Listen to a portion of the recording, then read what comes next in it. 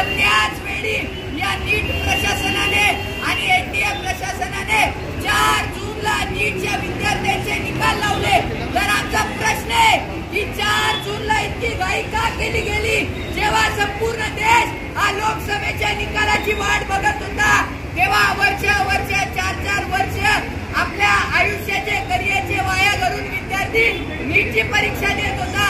4 वर्ष तो नीटच्या परीक्षेची तयारी करत होता आणि जेव्हा 4 जूनला निकाल लागला तर या निकालामध्ये इतका गोंधळ झाला। 100 पैकी 100% हे 67 मुलांना मिळाले आणि तो आकडा जे मार्क कधी कोणत्या विद्यार्थ्याला मिळू शकत नाही तसे 719, 718 असे मार्क मिळाले। मित्रांनो, आपण विचार करा की नीटचा विद्यार्थी अभ्यास करतो, आपल्या आयुष्याचे 4 वर्ष देतो, पण जेव्हा निकाल लावायचा वेळ येतो तेव्हा नॅशनल टेस्टिंग एजन्सी जी हे पेपर तपासते आणि निकाल लावते, या एजन्सीचे अधिकारी भ्रष्ट झाले, त्यांची आता नीतिमत्ता बुडालेली आहे। विद्यार्थ्यांच्या आयुष्याची खेळण्याचा हा प्रयत्न आहे। नीटच्या विद्यार्थ्यांवर जर का आज हा प्रश्न उठत असेल, विद्यार्थी 4 वर्ष वाया घालतो, तो अभ्यास करतो आणि निकालाच्या दिवशी फक्त यांच्या भ्रष्टाचारापोटी त्याच्या पदरामध्ये फक्त आणि फक्त निराशा पडते।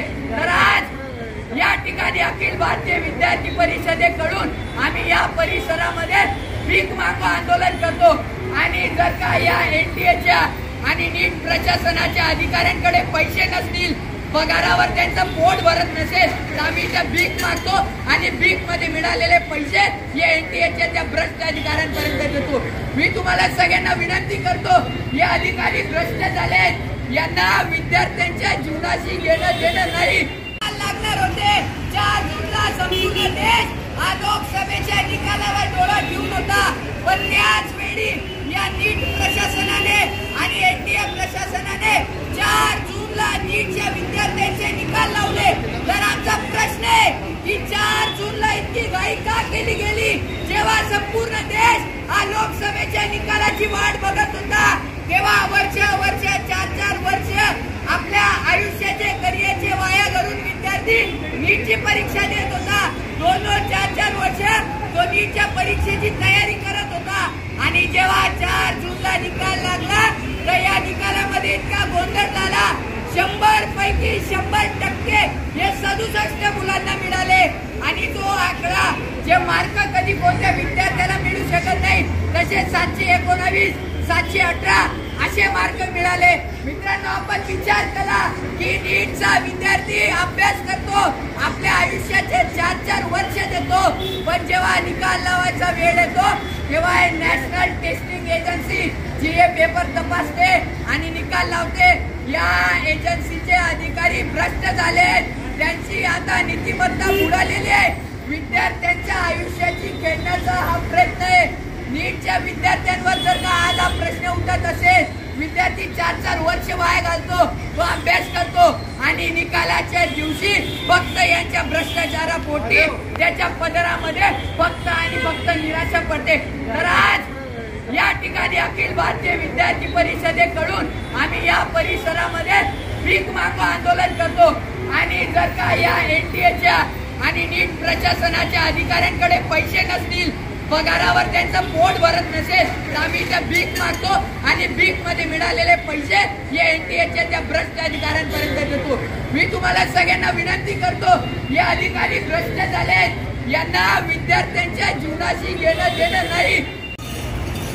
जैसे कि आप सभी को पता है कि 4 जून को लोकसभा का रिजल्ट निकल रहा था, तभी एनटीए ने नीट का रिजल्ट डिक्लेयर किया है। जो रिजल्ट डिक्लेयर हुआ है वो एनटीए ने पूरा करप्ट रिजल्ट निकाला है। Maximum students are scoring out of marks. एक ही कोचिंग में पढ़ने वाले 8 विद्यार्थियों को 720 आउट ऑफ 720 मार्क्स मिले हैं। इसी के लिए अखिल भारतीय विद्यार्थी परिषद एनटीए के खिलाफ यहाँ पर निषेध करती है।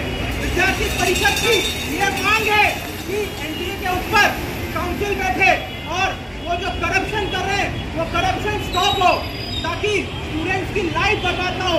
एनटीए जो स्टूडेंट्स की लाइफ बर्बाद कर रही है, ये अखिल भारतीय विद्यार्थी परिषद कभी सहन नहीं करेगी और उसके खिलाफ देश भर में आंदोलन कर रही है। शिक्षण आमच्या हक्काचं, नाही कोणाच्या बापाचं।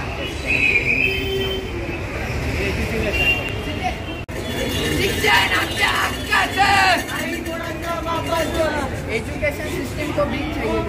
शिक्षण आमच्या हक्काचं,